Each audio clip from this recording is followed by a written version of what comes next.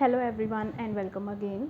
सो हम कर रहे हैं मास्टर कैडर फिज़िक्स के लिए प्रेपरेशन और हमने स्टार्ट की हुई है न्यूक्लियर फिज़िक्स।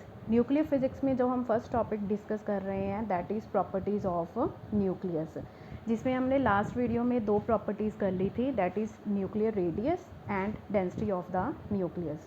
सो आज हम करेंगे next property. So let's start. So next property है atomic mass unit. It is short form इसकी क्या है, AMU। It is also called unified mass unit. ठीक है, तो ये किसके लिए यूज़ होती है, चलिए हम देखते हैं। So the first point is कि जो न्यूक्लियर मास है that is measured in AMU, atomic mass unit. Nuclear mass का मतलब क्या हुआ कि जो mass of proton and neutron, क्योंकि न्यूक्लियस में हमें पता है कि क्या एग्जिस्ट करते हैं, प्रोटॉन्स एंड न्यूट्रॉन्स। तो प्रोटॉन्स, न्यूट्रॉन्स, न्यूक्लियर पूरे होल न्यूक्लियर का मास फाइंड करने के लिए या पूरे एटम का मास फाइंड करने के लिए हम क्या यूनिट यूज़ करते हैं, एटॉमिक मास यूनिट। ठीक है, so let's define atomic mass unit. One atomic mass unit, atomic mass unit is defined as 1/12 of mass of carbon 12 atom. ठीक है, यहाँ पे जो हमें कार्बन एटम लेना है वो लेना है कार्बन 12, मीन्स जिसका मास नंबर कितना होना चाहिए, 12 होना चाहिए, क्योंकि हमें पता है कि कार्बन के आइसोटोप होते हैं। सो यहाँ पे स्पेशली जो AMU को डिफाइन करता है उसमें जो कार्बन है that should be carbon 12 atom. ठीक है, सो इसमें क्या है, हमें फॉर्मूला अभी डेफिनेशन मिल गई तो हम इसकी वैल्यूज़ फाइंड करेंगे। तो सबसे पहले फाइंड करना है हमें मास ऑफ कार्बन 12 एटम। एक कार्बन 12 एटम का हमें मास फाइंड करना है। ठीक है, सो वी नो, हमें पता है कि जो 12 ग्राम, पूरा जितना ग्राम में मास दिया होता है ऑफ एटॉमिक कार्बन कंटेन्स, कितने उसमें नंबर ऑफ एटम्स होते हैं, that is n। What is n? n is Avogadro's number. ठीक है, सो 12 gram of carbon atom, carbon contain n atoms. n की वैल्यू कितनी होती है, 6.025 into 10⁻23। This is Avogadro's number. ठीक है, तो यहाँ से हम कैलकुलेट कर लेंगे mass of one carbon atom. तो एक कार्बन एटम का कितना हो गया, n एटम का मास कितना हो गया, 12 ग्राम। ठीक है, तो वन एटम का कितना हो जाएगा, 12 gram divided by n। So substitute the value in second point. So 1 AMU हमने कैसे डिफाइन किया था, 1/12 into mass of one carbon 12 atom, वो हमने फाइंड कर लिया, that is 12 gram divided by n। सो ये 12 से 12 क्या हो जाएगा, कैंसिल। सो हमारे पास आ गया 1/n ग्राम। n की वैल्यू हमने सब्स्टिट्यूट कर दी, दैट इज़ 6.023 इंटू 10⁻23। अभी जो मास है हमारे पास किस यूनिट में आ रहा है, दैट इज़ ग्राम। अब इसको हम डिवाइड कर देंगे, जब डिवाइड करेंगे तो हमारे पास आंसर आएगा 1.66 इंटू 10⁻24 ग्राम। ये आंसर हमारे पास आ गया इन द यूनिट ग्राम। ठीक है, तो ग्राम हमें पता है कौन सी यूनिट होती है, CGS। इसको हम कन्वर्ट कर सकते हैं SI यूनिट में। SI यूनिट क्या होती है, किलोग्राम। तो अगर हम इसे कन्वर्ट करेंगे, we know that 1 gram is equal to 10⁻³ kilogram. So -24 -3 कितना बन जाएगा, -27। ठीक है, so the final answer is 1 AMU is equal to 1.66 into 10⁻27 kilogram. ठीक है, अब जब भी हमें किसी क्वेश्चन में अगर मास मास उन्होंने AMU में दिया हुआ है बट हमें उन्हें उसे SI यूनिट में कन्वर्ट करना है, तो हम डायरेक्टली ये रिलेशन यूज़ करके उस मास को AMU से किस यूनिट में कन्वर्ट कर सकते हैं, किलोग्राम में।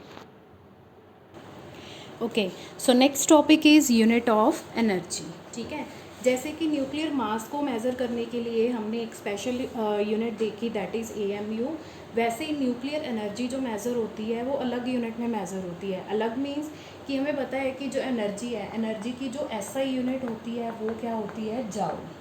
ठीक है, एनर्जी को SI यूनिट में हम किस में मेज़र करते हैं, जाउल में।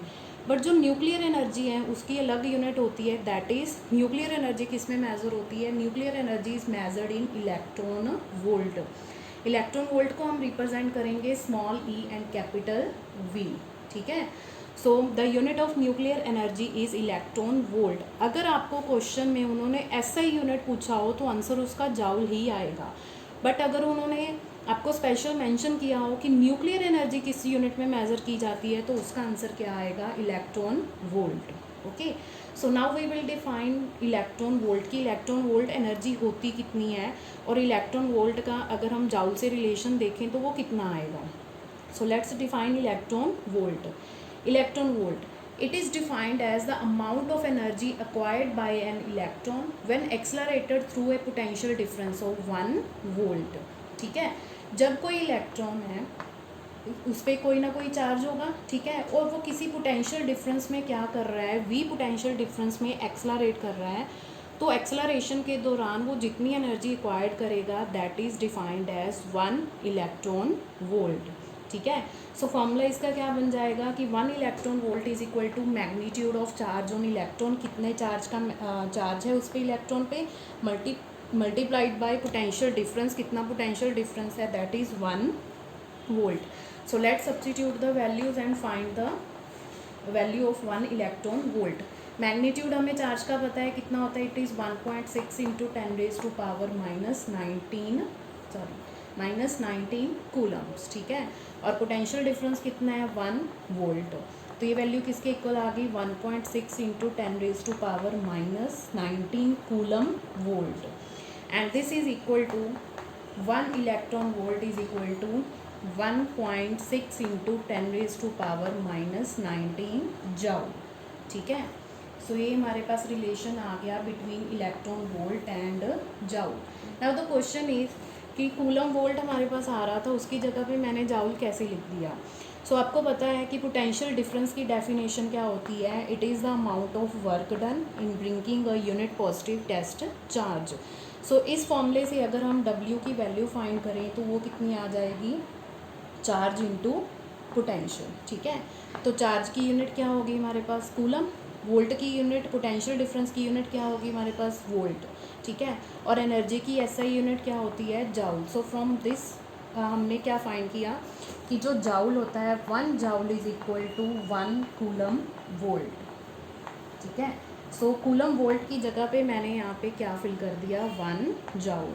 So this is the relation between electron volt and joule. Again अगर आपको एनर्जी इलेक्ट्रॉन वोल्ट में दी गई है बट आपको एनर्जी SI यूनिट में फाइंड करनी है, so we will multiply the value that value with 1.6 into 10⁻⁻- joule -19. ठीक है, तो वो जो हमारे पास आंसर है वो किस में आ जाएगा जाउल में. ओके, सो अब हमने किया atomic mass unit and unit of energy. अब इसके बेस पे हम करते हैं एक क्वेश्चन.